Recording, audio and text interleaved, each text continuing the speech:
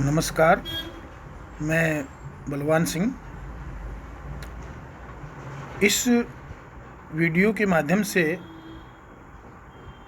आप 8वीं कक्षा की इतिहास की पाठ्य पुस्तक हमारे अतीत 3 भाग 1 के तीसरे अध्याय ग्रामीण क्षेत्र पर शासन चलाना के बारे में पढ़ेंगे।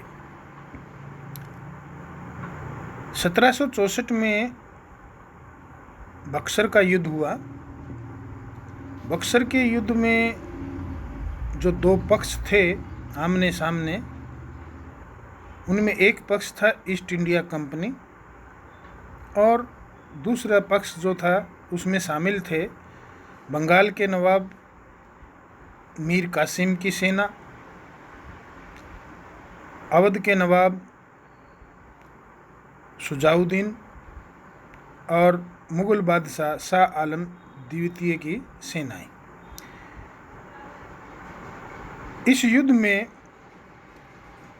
इनकी सम्मिलित सेनाएं हार गई और ईस्ट इंडिया कंपनी की जीत हुई।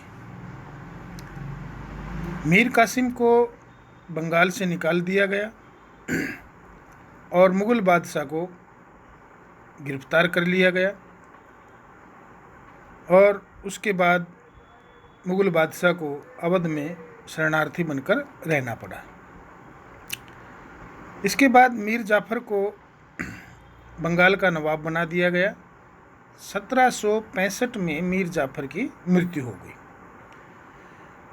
इसके बाद रॉबर्ट क्लाइव ने जो है खुद नवाब बनने का ऐलान कर दिया और मुगल बादशाह को बाध्य किया कि वो जो है संधि करे उनके साथ, और 12 अगस्त 1765 को इलाहाबाद की प्रथम संधि हुई, जिसमें जो है ईस्ट इंडिया कंपनी ने मुगल बादशाह से बिहार और उड़ीसा की दीवानी ग्रहण की।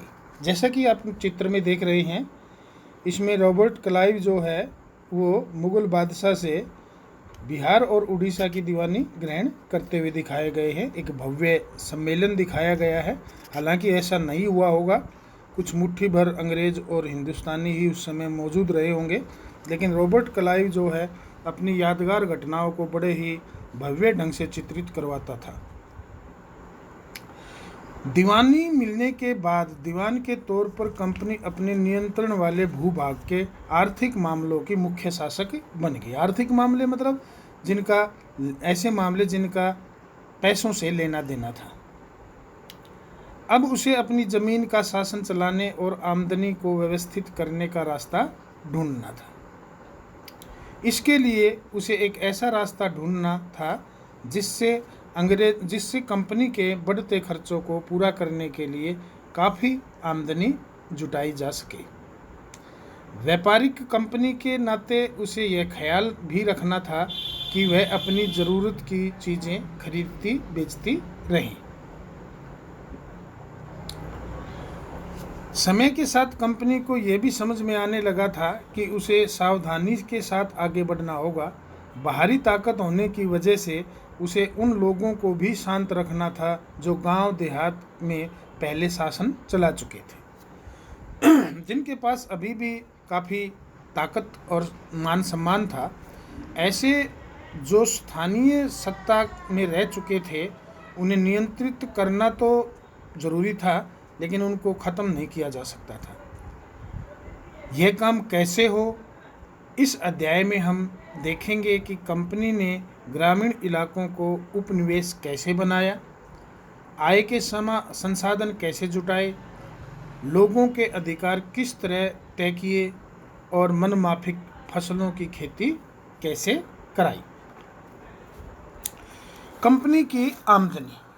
कंपनी दीवान बन गई और अब कंपनी का एक ही मुख्य उद्देश्य था कि वो अपनी आमदनी को कैसे बढ़ाए।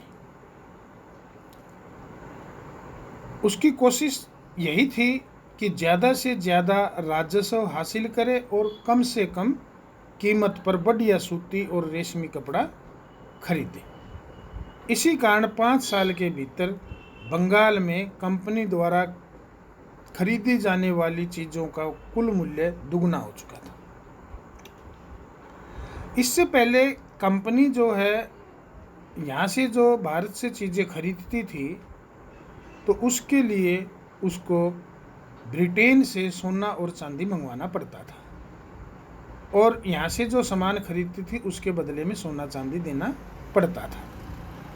लेकिन अब बंगाल में ही इतनी जो है आमदनी हो गई थी कंपनी की कि उसको जो है अब निर्यात के लिए बाहर से यानी ब्रिटेन से सोना चांदी नहीं मंगाना पड़ेगा, यहीं से जो पैसा इकट्ठा हुआ है उसी से वो खरीद सकते थे। और क्योंकि कंपनी ने बहुत ज़्यादा जो है राजस्व लगाया, भू जो कर था जिसको लगान कहते हैं, और कम कीमतों पर चीज़ें खरीदी, जिससे बंगाल के अंदर अर्थव्यवस्था डगमगाने लग गई। एक गहरा संकट अर्थव्यवस्था पर आ गया। कारीगर जो थे वो गांव छोड़कर भागने लगे क्योंकि उनको जो है अपनी चीज़ें ज़बरदस्ती बेचनी पड़ती थी और वो भी बहुत कम कीमत पर। किसान लगान नहीं चुका पा रहे थे, इसलिए खेती भी चौपट हो रही थी। और ऐसे में ऊपर से जो है 1770 के अंदर एक भीषण अकाल बंगाल में पड़ा, जिसमें 1 करोड़ लोगों की मौत हुई। यानी इस अकाल में कुल आबादी का 1/3 जो हिस्सा था वो समाप्त हो गया। अब अर्थव्यवस्था संकट में थी तो कंपनी जो है उसको अपनी राजस्व आय की चिंता थी और इसके लिए जो है कंपनी के जो अधिकारी थे उन्होंने जो है ये विचार विमर्श किया कि इससे उबरने के लिए, अर्थव्यवस्था को जो है सुधारने के लिए ज़मीन के अंदर खर्चा करना पड़ेगा, निवेश करना पड़ेगा और खेती में सुधार लाना पड़ेगा। और इसके लिए उन्होंने 1793 में एक स्थायी बंदोबस्त लागू किया। इस स्थायी बंदोबस्त में उस समय जो है जब ये लागू किया गया उस समय भारत के गवर्नर जनरल थे जो है चार्ल्स कॉर्नवालिस। 1793 में जो स्थायी बंदोबस्त लागू किया, इस स्थायी बंदोबस्त को जो है इस प्रकार से लागू किया कि कंपनी को कुछ भी पैसा खर्च न करना पड़े और कंपनी को जो है नियमित रूप से राजस्व भी मिलता रहे।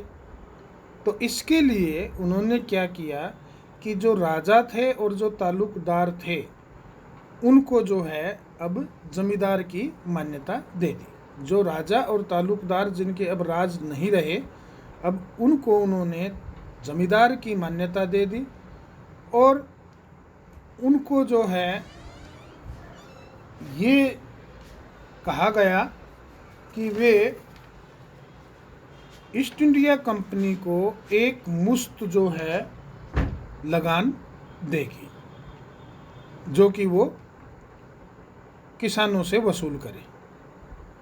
इस एक मुश्त लगान में किसी प्रकार की जो है आने वाले समय में बढ़ोतरी नहीं की जाएगी। तो ऐसे में अंग्रेज़ों को ये लगा कि उन्हें नियमित रूप से राजस्व मिलता रहेगा और जमींदार जो है वो अपना फ़ायदा देखते हुए ज़मीन में खर्च करेंगे और ज़मीनों में सुधार करने की कोशिश करेंगे, जिससे जो है जमींदारों को फ़ायदा मिलेगा। लेकिन ऐसा हुआ नहीं। जैसा कि सोचा गया था कि जमींदार ज़मीन में सुधार के लिए खर्चा करेंगे, ऐसा जमींदारों ने नहीं किया, क्योंकि असल में कंपनी ने राजस्व ही इतना तय किया था कि उसको चुकाना जो है जमींदारों के लिए एक बहुत बड़ी परेशानी थी। जो जमींदार राजस्व को चुका नहीं पाए उनकी ज़मीनें कंपनी ने छीन ली और बहुत सारों की नीलामी कर दी।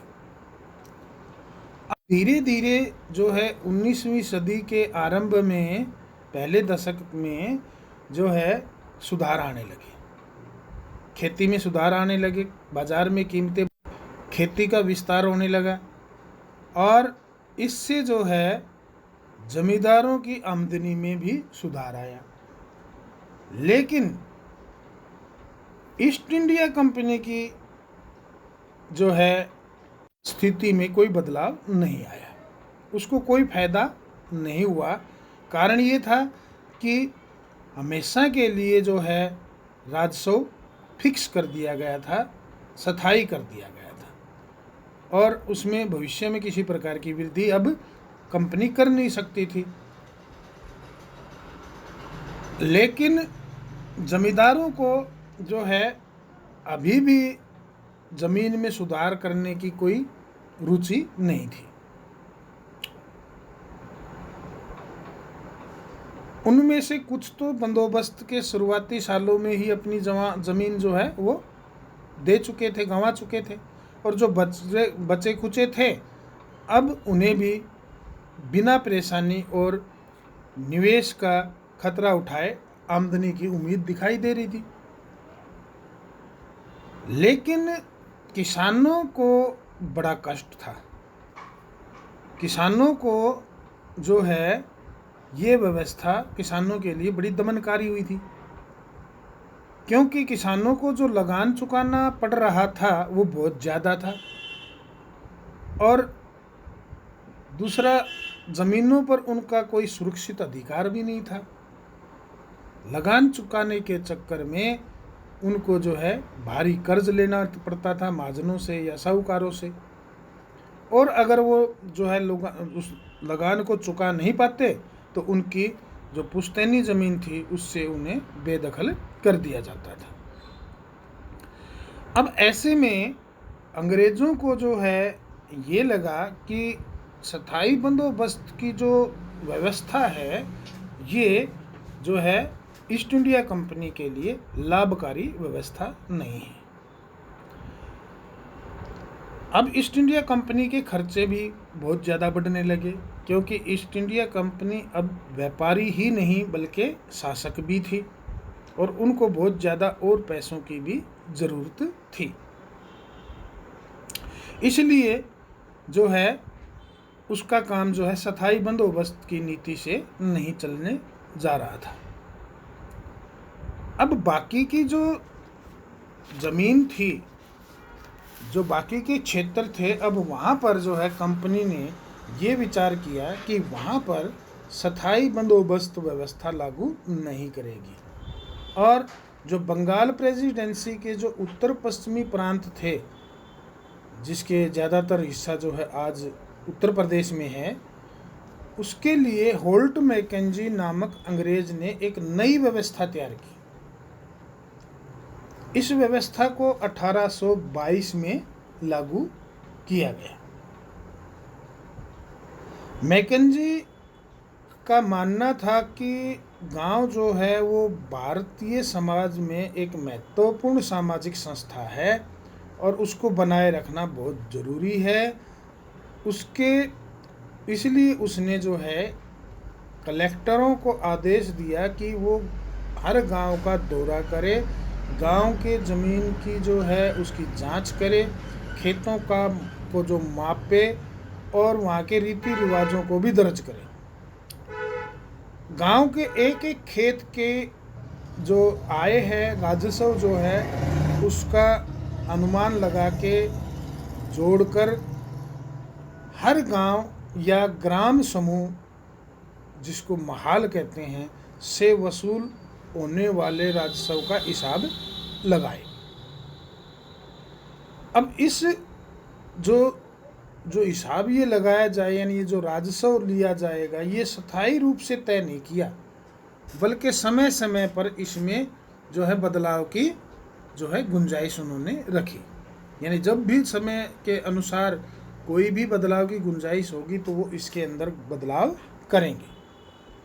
और अब जो राजस्व इकट्ठा करने की जो जिम्मेवारी थी वो जमींदार की नहीं बल्कि गांव के मुखिया को दे दी।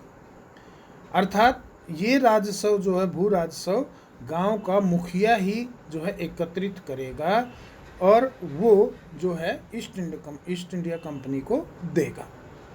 तो इसलिए इसका व्यवस्था का नाम पड़ा महालवाड़ी या महालवारी बंदोबस्त। तो महालवारी बंदोबस्त में क्या किया, जो 1822 में लागू हुई, इसके अंदर जो है अब गांव की जो ज़मीन का सर्वे करवा के और एक एक जो खेत है उसकी आय का अनुमान लगा के और पूरे गांव की जो राजस्व है वो अब ग्राम समूह या गांव का जो मुखिया है वो अदा करेगा, जिसका नाम दिया महालवारी बंदोबस्त। महालवारी बंदोबस्त में जो है आपको बता दें कि जब 1822 में ये लागू किया गया था तो उस समय रेगुलेशन जो 7 था, रेगुलेशन 7, उस समय जो है जो लॉर्ड हेस्टिंग गवर्नर जनरल रहे, उन्होंने ये भू राजस्व जो है 80% तय किया था। यानी कुल फसल, जितनी भी फसल होगी उस फसल का 80% भाग जो है वो ईस्ट इंडिया कंपनी को भू राजस्व के रूप में देना होगा। उसके बाद 1833 में रेगुलेशन 9 के तहत, उस समय विलियम बेंटिंक जो है वो गवर्नर जनरल रहे, तो उस समय जो है ये जो महालवारी तय किया राजस्व, ये किया फिर 80% से घटाकर 66%। और उसके बाद जो है 1855 में लॉर्ड डलहौजी के टाइम में एक सहारनपुर नियम बनाया। उस सहारनपुर नियम के तहत भू राजस्व जो है उसकी वसूली 50% की गई। इसके साथ ही जो महालवारी बंदोबस्त था, महालवारी बंदोबस्त के साथ साथ एक और व्यवस्था भी जो है लागू की, जिसको मुनरो व्यवस्था के नाम से भी जाना जाता है। ये जो व्यवस्था थी, जो मुनरो व्यवस्था थी, ये भारत के दक्षिणी इलाकों में लागू की गई। दक्षिणी इलाकों में जो टीपू सुल्तान के साथ जो चले युद्ध के बाद जो है कुछ क्षेत्र जो है कंपनी के कब्जे में आए थे, वहाँ पर इस व्यवस्था को कैप्टन अलेक्जेंडर रीड ने पहले भी जो है आजमा कर देख लिया था। उस व्यवस्था के अनुसार ही दक्षिण भारत के अंदर जो है व्यवस्था बनाने का अब ईस्ट इंडिया कंपनी ने मन बनाया। ये नई व्यवस्था जो है जो विकसित की गई, ये थी रैयतवाड़ी या रैयतवारी व्यवस्था। अब इस व्यवस्था में क्या था कि जो मुनरो थे, टॉमस मुनरो, और जो कैप्टन अलेक्जेंडर रीड, उनको लगता था कि दक्षिण में परंपरागत जमींदार तो थे नहीं, इसलिए उनका तर्क था कि उन्हें सीधे किसानों को कहते रैयत, यानी रैयतों से ही बंदोबस्त करना चाहिए भू राजस्व का, जो पीढ़ियों से जमीन पर खेती करते आ रही है। राजस्व आकलन से पहले उनके खेतों का सावधानी पूर्वक और अलग से सर्वेक्षण किया जाना चाहिए। मुनरो का मानना था कि अंग्रेजों को पिता की भांति किसानों की रक्षा करनी चाहिए। नई व्यवस्था लागू होने के बाद कुछ ही साल के भीतर बहुत सारी समस्याएं सामने आने लग गई। जमीन में आमदनी बढ़ाने के चक्कर में, जो जमीन में होने वाली आमदनी थी उसको बढ़ाने के चक्कर में जो राजस्व एकत्रित करने वाले जो अधिकारी थे, उन्होंने बहुत ज़्यादा लगान तय कर दिया। और इस लगान को किसान जो है वो दे नहीं पा रहे थे। अब जो रैयत थे यानी किसान जो थे वो गांव छोड़कर भागने लगे और बहुत सारे क्षेत्र तो सुनसान हो गए।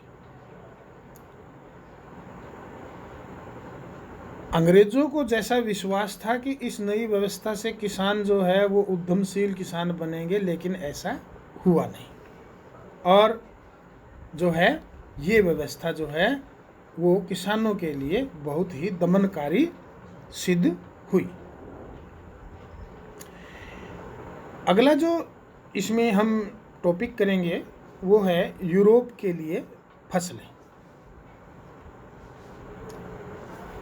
अंग्रेजों ने यह भी महसूस किया कि ग्रामीण इलाके न केवल राजस्व प्रदान कर सकते हैं, यानी गांवों से केवल भू राजस्व ही नहीं, वहाँ से हम जो है अपने हिसाब के अनुसार फसलें भी पैदा करवा सकते हैं। ऐसा ईस्ट इंडिया कंपनी ने सोचना शुरू किया कि केवल भू राजस्व ही नहीं, गांव से हमें वो भी चीज़ मिल सकती है, यानी वो फसलें जो हम अपने हिसाब से उगवाएं। और 18वीं सदी के आखिर तक अंग्रेजों ने अफीम और नील की खेती पर पूरा जोर लगा दिया और इसके बाद तो जब तक अंग्रेज यहाँ रहे 150 साल तक जो है उन्होंने विभिन्न भागों में किसी न किसी फसल के लिए किसानों को मजबूर किया। जैसे बंगाल में पटसन, असम में चाय, संयुक्त प्रांत जो उत्तर प्रदेश आज का में गन्ना, पंजाब में गेहूं, महाराष्ट्र में कपास और मद्रास में चावल। अब ये कैसे किया गया? अंग्रेज़ों ने अपनी ज़रूरत की फसलों की खेती को फैलाने के लिए कई तरीके अपनाए। आइए इसी तरह की एक फसल उत्पादन की ऐसी ही एक पद्धति को अच्छी तरह समझें।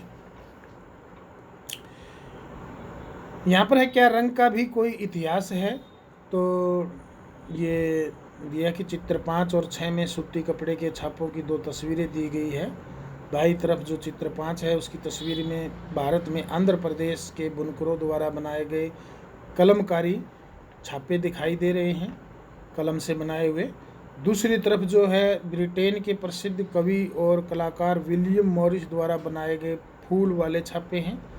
दोनों छापों में एक बात समान है, दोनों में ही गहरे नीले रंग का जो है इस्तेमाल किया गया है। इसे आमतौर पर नील कहा जाता है। क्या आप जानते हैं कि यह रंग किस तरह पैदा किया गया? यानी नील का एक पौधा होता है और जिससे जो है नील तैयार किया जाता है और इन दोनों ही चित्रों के अंदर जो है नील का इस्तेमाल किया गया है छपाई में।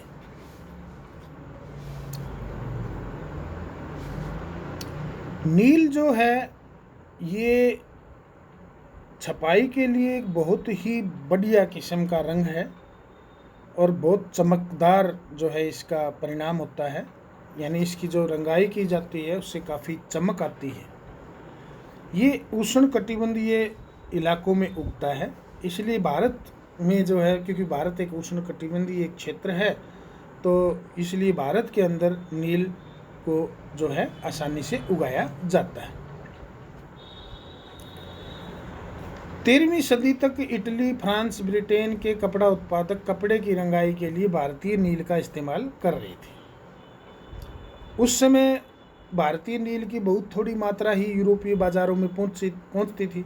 उसकी कीमत भी बहुत ऊंची रहती थी, इसलिए यूरोपीय कपड़ा उत्पादकों को बैंगनी और नीले रंग बनाने के लिए वोड नामक एक और पौधे पर निर्भर रहना पड़ता था, क्योंकि नील की जो है कीमतें थी ज़्यादा।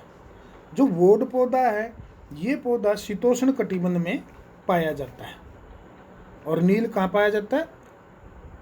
उष्ण कटिबंध। तो शीतोष्ण कटिबंध में वोड जो है पाया जाता है, लेकिन वोड की जो छपाई होती है उसमें इतनी ज़्यादा चमक नहीं होती। यूरोप में आसानी से मिल जाता था क्योंकि यूरोप शीतोष्ण कटिबंध में है। उत्तरी इटली, दक्षिणी फ्रांस व जर्मनी और ब्रिटेन के कई हिस्सों में यह पौधा उगता था। नील के साथ प्रतिस्पर्धा यानी कंपटीशन से परेशान यूरोप के जो वुड उत्पादक यानी वुड नामक पौधे का जो उत्पादन करते थे, उन्होंने अब सरकार पर दबाव बनाना शुरू कर दिया और उन्होंने जो है ये कहा कि नील जो है उसको मंगाना बंद करें, नील के आयात पर पाबंदी लगाएं। लेकिन कपड़ा रंगने वाले नील को ही पसंद करते थे। नील क्योंकि चमकदार रंग था, इससे काफ़ी चमकदार रंग मिलता था, वुड से वो जो है ऐसा रंग नहीं मिल पाता था। 17वीं सदी तक आते आते यूरोपीय कपड़ा उत्पादकों ने नील के आयात पर अब जो है पाबंदी में ढील देने के लिए सरकारों को राजी कर लिया। कैरिबियाई द्वीप समूह स्थित सेंट डोमिंगो में फ्रांसीसियों ने, ब्राज़ील में पुर्तगाली, जमैका में ब्रिटिश और वेनेजुएला में स्पेनिश लोग नील की खेती करने लगे। उत्तरी अमेरिका के भी बहुत सारे भागों में नील के बागान अब सामने आने लगे थे और 18वीं सदी के आखिर तक भारतीय नील की मांग और बढ़ गई। ब्रिटेन में औद्योगिकरण शुरू हुआ, औद्योगिकरण युग जो है उसका आरंभ हुआ और कपास का उत्पादन बहुत ज़्यादा बढ़ा। कपास के उत्पादन के बढ़ने से कपड़े का उत्पादन बढ़ा, कपड़े की रंगाई की मांग और तेज़ी से बढ़ने लगी, तो नील की मांग भी तेज़ी से बढ़ने लगी। उसी दौरान जो है वेस्ट इंडीज़ और अमेरिका से जो नील मिलता था ब्रिटेन को, अब वो मिलना बंद हो गया किन्हीं कारणों से। तो 1783 से 1789 के बीच दुनिया का नील उत्पादन अब आधा हो गया। ब्रिटेन के जो रंगरेज थे अब नील की आपूर्ति के लिए बेचैनी से किसी और स्रोत की तलाश कर रहे थे। और नील आ कहाँ से सकता था? वो भारत से आ सकता था। भारत में ब्रिटेन की दिलचस्पी अब बढ़ने लगी नील के लिए।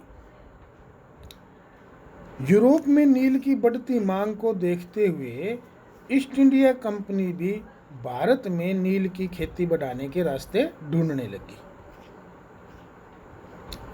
18वीं सदी के आखिर दशकों से ही बंगाल में नील की खेती तेजी से फैलने लगी और बंगाल का जो नील था वो पूरी दुनिया में छा गया। 1788 में जो है ब्रिटेन द्वारा जो नील का आयात किया जाता था वो था 30%, जो कि 1810 में 95% हो गया भारतीय नील का हिस्सा। इतनी ज़्यादा उसकी जो है डिमांड बढ़ गई। जैसे जैसे नील का व्यापार फैला, कंपनी के अफसर और व्यावसायिक एजेंट जो है नील के उत्पादन में पैसा लगाने लगे और बहुत सारे जो कंपनी के अधिकारी थे उन्होंने जो है नील के कारोबार पर ही ध्यान शुरू कर दिया और उन्होंने कंपनी की नौकरी छोड़ दी। और इस भारी मुनाफे को कमाने के लिए स्कॉटलैंड और इंग्लैंड से भी बहुत से लोग भारत में आ गए। हालांकि उनके पास कोई पैसा नहीं था इसमें लगाने के लिए, लेकिन कंपनी उनको जो है कर्ज दे देती थी। अब नील की खेती कैसे होती थी? नील की खेती के दो तरीके थे, एक तो था निज और एक था रैयती।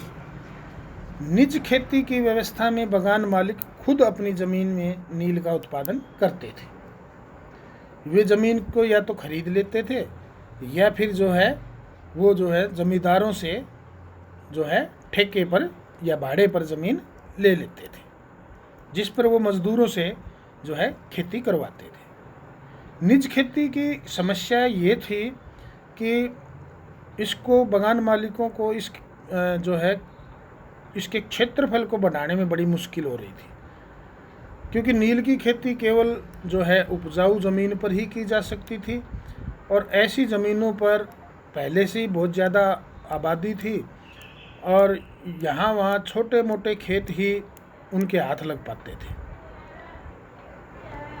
जबकि नील की खेती के लिए बहुत बड़े बड़े क्षेत्र चाहिए थे, भूखंड चाहिए। तो इस तरह की ज़मीनें उन्हें वहाँ मिल नहीं पा रही थी और नील की फैक्ट्री के इर्द गिर्द जो है पट्टे पर ज़मीन लेने का उन्होंने प्रयास किया और वहाँ के जो किसान थे उनको वहाँ से हटा दिया। इससे जो है किसानों में और बागान मालिकों में टकराव की स्थिति भी पैदा हो गई। निज खेती की एक समस्या और भी थी कि मज़दूरों का इंतज़ाम करना जो है बड़ा मुश्किल था। बड़े बागान के लिए बहुत सारे मज़दूरों की ज़रूरत होती थी। मज़दूरों की ज़रूरत भी सबसे ज़्यादा उसी समय होती थी जब किसान धान की खेती में व्यस्त होते थे, तो इसलिए मज़दूर जो है वो धान की खेती में भी व्यस्त हो जाते थे। तो ये भी बड़ी समस्या थी, मज़दूर नहीं मिल पाते थे, इंतज़ाम करना बड़ा कठिन था।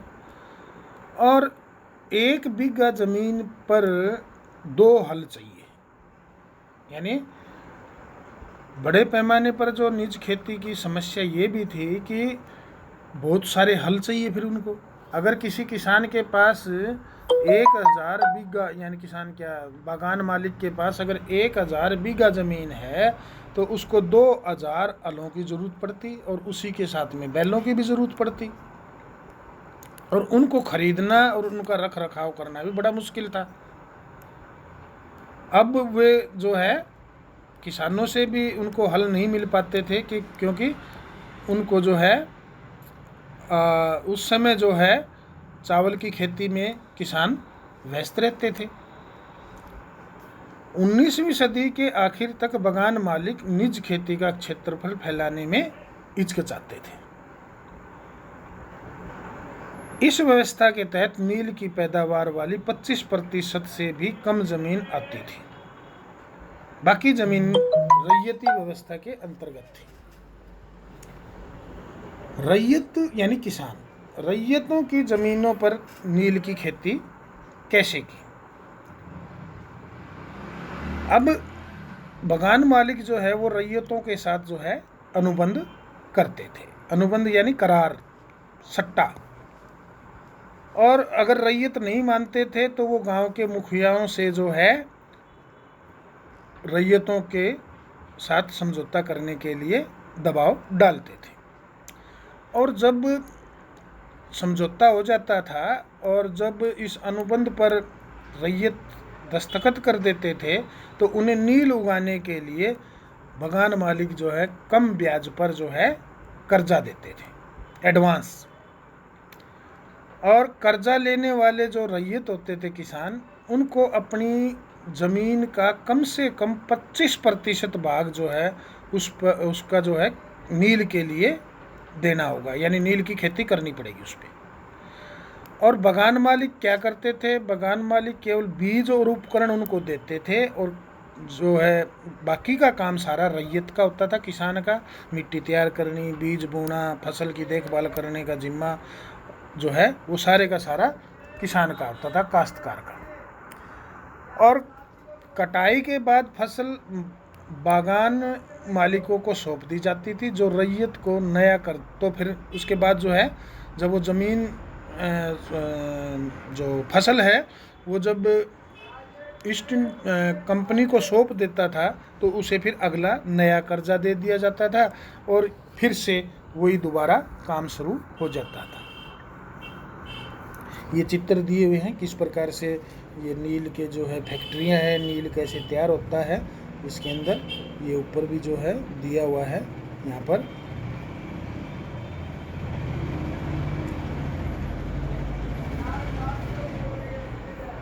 इस नीचे जो है ये बताया गया है कि जो नील गांव जो होते थे वो आमतौर पर बागान मालिकों की फैक्ट्रियों के आसपास ही होते थे।